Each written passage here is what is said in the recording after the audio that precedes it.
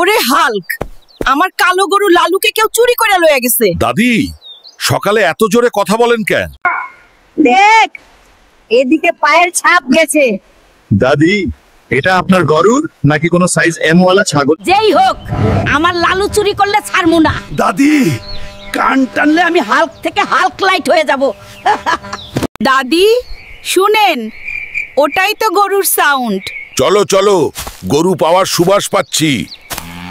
Hulk, সামনে যাও, তোমার গায়ের রঙে ভুতুরে ভয় পাবে। দাদি, আমারে কি টর্চ লাইট ভাবছেন? দাদি, গরু চুরি করেছে ছাগল। বুঝলাম, এই ছাগল তার শ্বশুর বাড়ি পালাইতে চায়। এই দুষ্ট ছাগল, আমার লালুকে নিয়ে পালাইতে চাস? দাদি, ছাগলটা তো আপনার রাগে শক খাইছে।